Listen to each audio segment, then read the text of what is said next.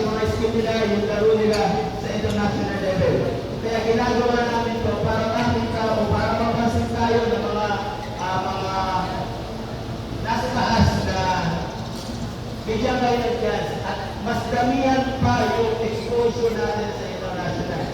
Kaya hindi mangyayari yun kung wala tayo step by step o sunod na ginagawa natin ng mga more activities. Kaya thank you mga coaches na sumali dito at sumali sa second SMBC School Tournament at by November o hindi pala dahil na-move yung Batang Pinoy by December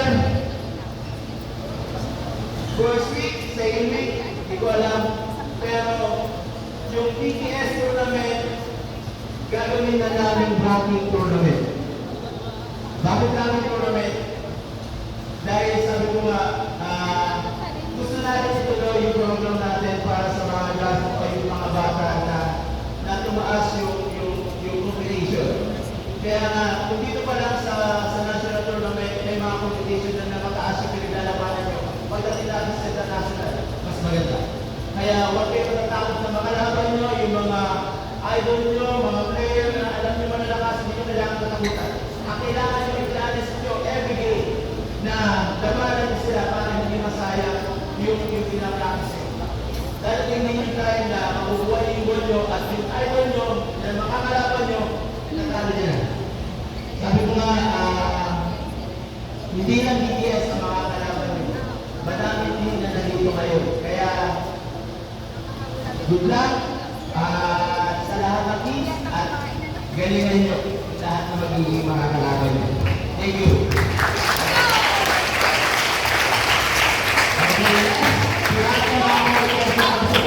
Maraming salamat po mga parents na lagi naghihirap at yung magastos sa lahat ng mga tournament. Kaya mga parents, walang gastos. Yun talaga po. Second na lang kung nandiyan yung mga nakasupport na nakikita ko may mga LGU na nakasupport sa mga bata.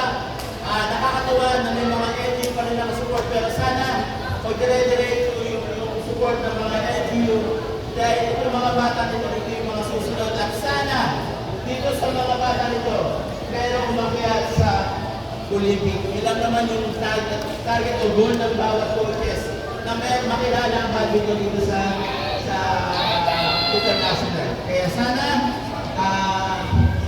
yung program ng mga kids at yung mga parents na laging umiiyak na sa gasto sa mga tournament, alam ko, dadating din yung time na mapapasaya din kayo at bawat bata naman na naglalaro. Lahat ng kids, makinig lahat. Kung maglalaro kayo, isipin nyo lagi na may mga parents sa likod nyo na nakasupport sa inyo na kailangan ibigay niyo yung best nyo. Yun lang ang wish ng mga parents para maibalik nyo lahat kasari pa sa hirap nila. Kaya, every game kailangan ibigay niyo yung pinaka-best nyo. Okay? Thank you po sa lahat and thank you sa lahat ng mga parents.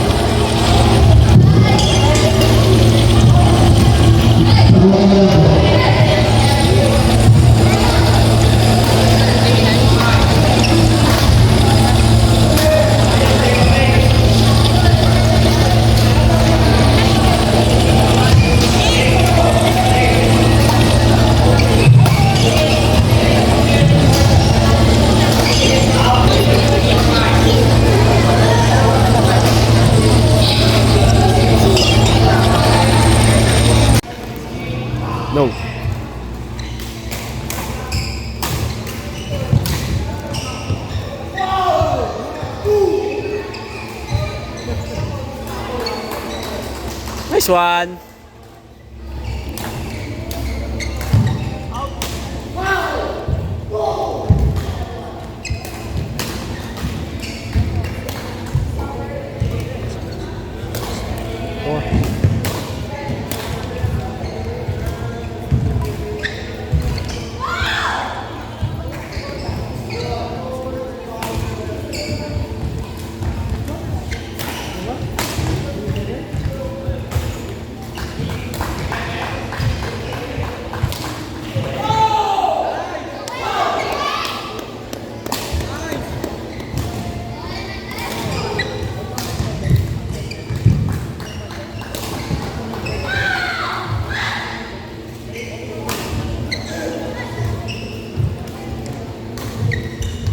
Pasok lang.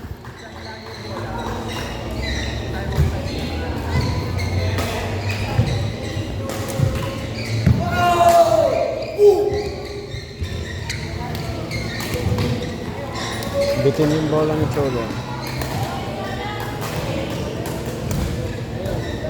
Meron pa yung tansin yung bola dito.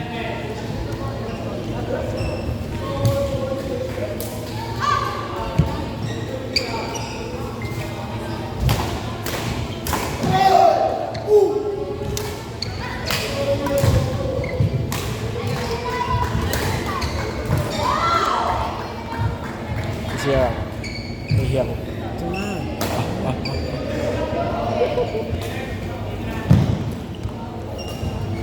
Magsi-CR.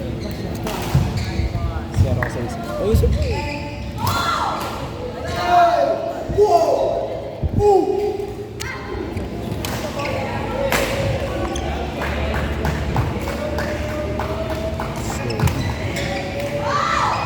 Ayan, Jolo.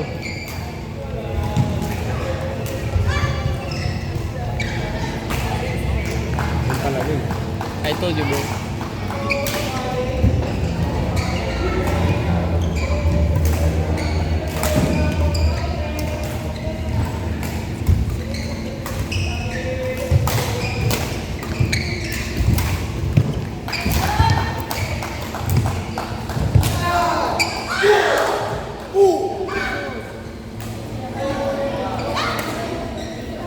Ang daming nakalagay ng Philippines sa likod.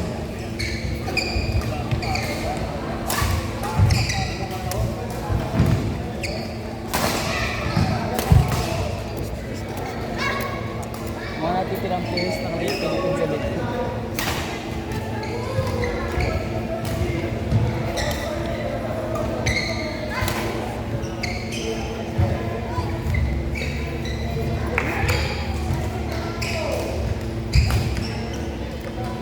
Nice one.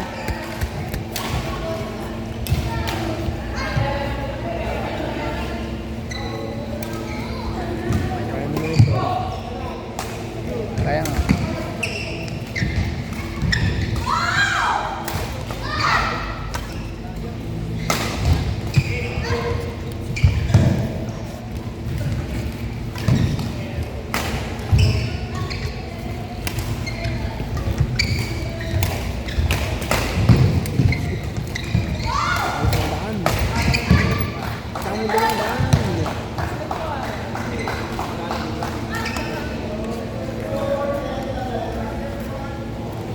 Hindi mo pa napapagod.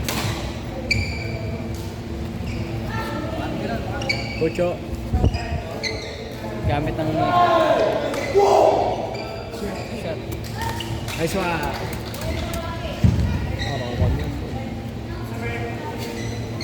Alam ko. Challenge.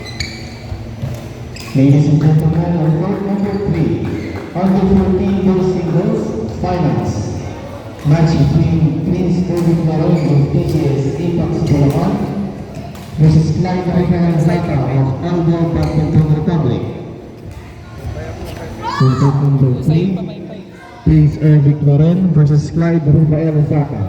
Court number 3. Subukan natin na. Bibigit sa bola. Huwag na mag-intimidate. Video.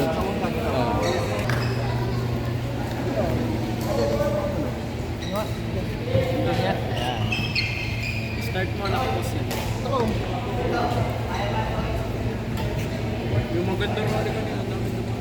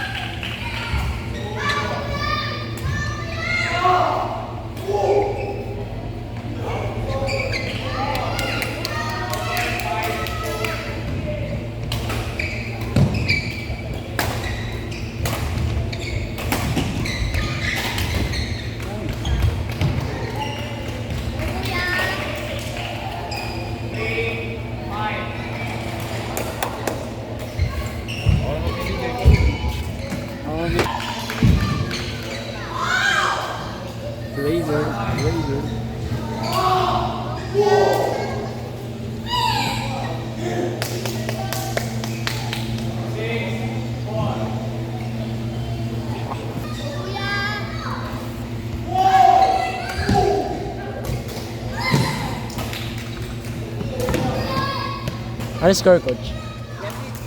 7-8. Let's go, Cholo!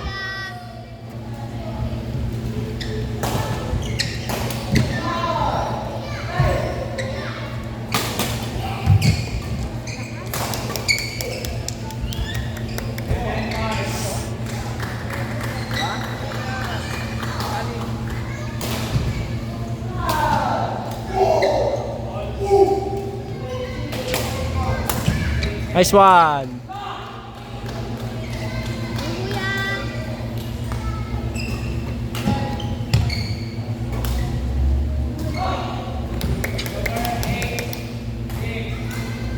Nakapawisan na siya.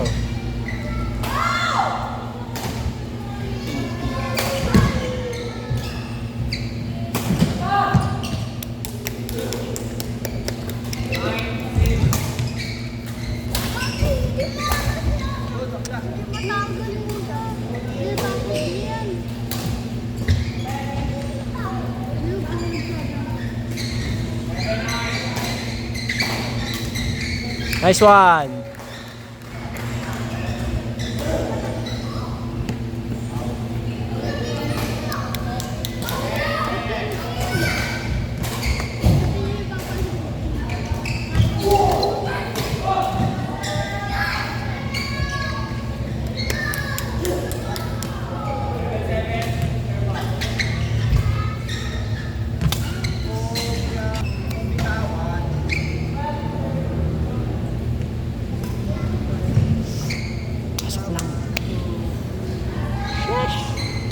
Go, Cholo!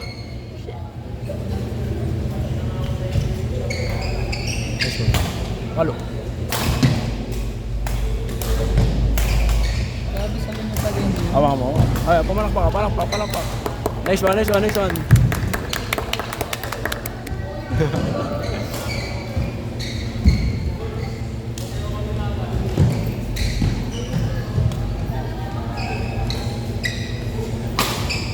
Wash. Solid nun.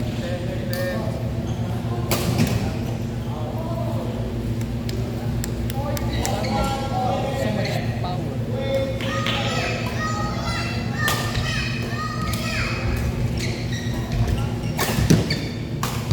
Nice one. Pumalakpak ka lang pagka point. Kada point niya palakpak. Butang na ako.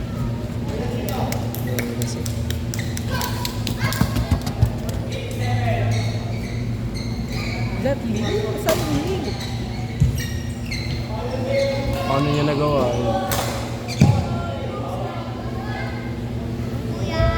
Pasok lang, Cholo. Kaya yan.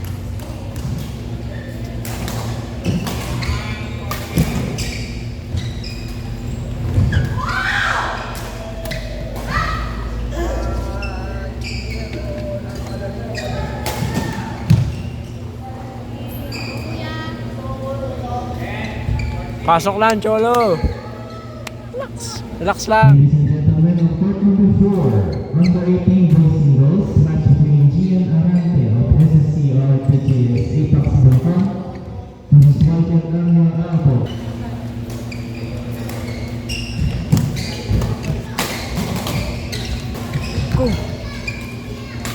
Wow.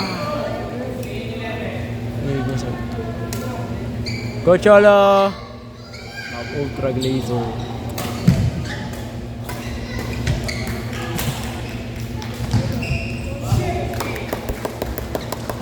Nice one.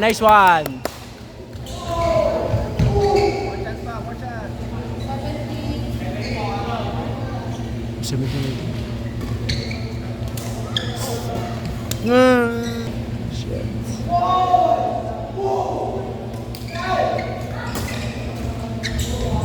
Nice one. Let's go.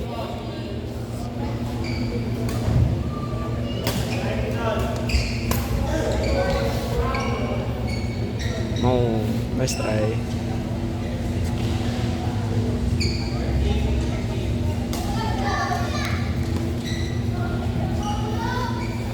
Pose. Thank you to my sponsors. Cafe Amarela, Mang Inasal, Protect Sports Philippines, My Kate Angela, Management Family. Thank you so much. Bye-bye. Love ya.